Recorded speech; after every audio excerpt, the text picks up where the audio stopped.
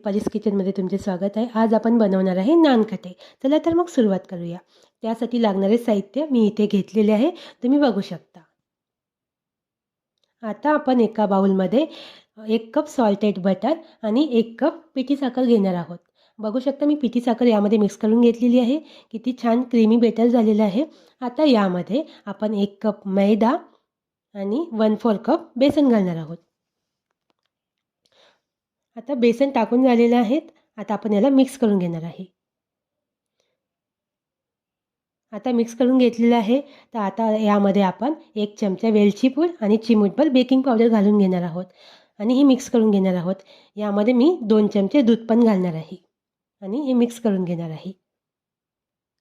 बघू शकता आपलं मिश्रण तयार झालेलं आहे। आता यामध्ये आपण तुटी फुटी घालणार आहोत।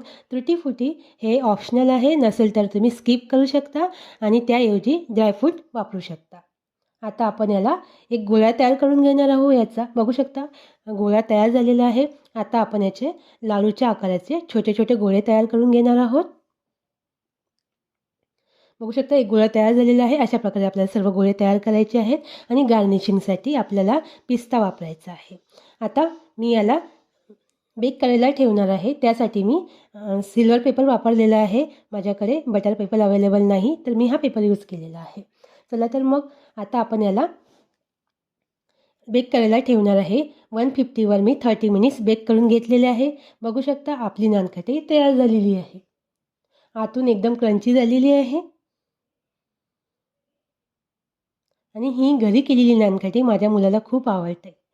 बघू शकता कशी झालेली आहे मला नक्की कमेंट करून सांगा आणि मला सबस्क्राईब करायला विसरू नका।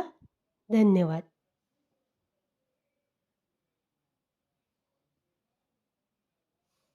चला तर मग भेटूया पुढच्या व्हिडिओमध्ये।